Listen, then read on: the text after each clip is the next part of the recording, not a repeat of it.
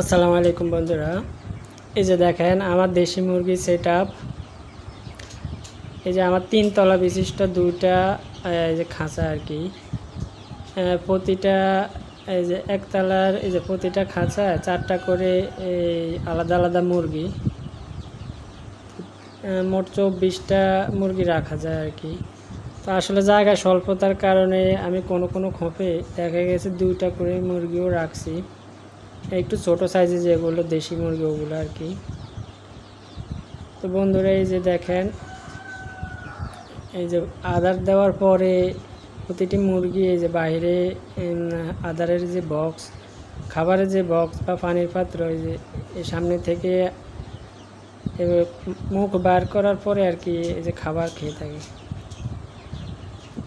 তো বন্ধুরা এইভাবে আসলে খাঁচা সিস্টেম দেশি মুরগি পালার কারণে আসলে সময় অনেক সাশ্রয়ী হয় এবং যদি কোনো রোগ বালাই দেখা দেয় তাহলেও চিকিৎসা করতে আসলে অনেক সুবিধা হয়।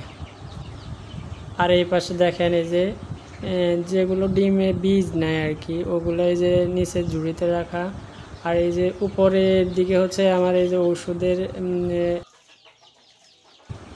বিভিন্ন ওষুধ রাখার জায়গা আর কি। আর এগুলো হচ্ছে এই যে বীজ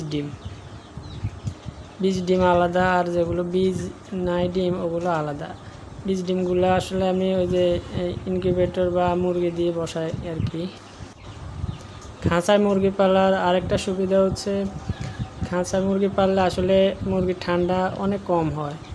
বাইরে ছেড়ে দিয়ে পাললে আসলে ওই যে বিভিন্ন জায়গায় দৌড়াদৌড়ি করে বা বৃষ্টির কারণে অনেক সময় বৃষ্টিতে ভিজে বা কাদার মধ্যে দৌড়াদৌড়ি করে, এই জন্য আসলে অনেক সময় আর কি মুরগির ঠান্ডাজনিত কারণে অনেক মুরগি মারা যায়।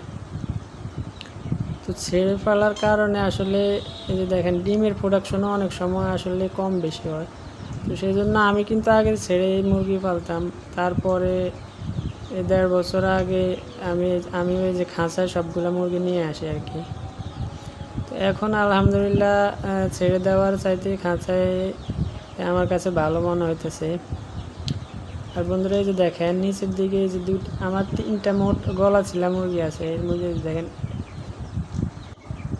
এই যে দেখেন 2টা গলা ছিলা মুরগি আমি ছোট হওয়ার কারণে যে একসাথেই রাখছি। তো বন্ধুরা এই 2টা মুরগি আসলে একই বয়সের মুরগি, সেই জন্য এই যে একসাথে রাখার কারণে ঠোকরাঠুকরি করে না। তো বন্ধুরা আজকে এ পর্যন্তই। আর আপনাদের যদি দেশি মুরগির সম্পর্কে কোনো তথ্য জানার থাকে তো অবশ্যই আপনারা মেসেজ করেন, আর আমার এই ভিডিওটা শেয়ার করে দিয়েন প্লিজ।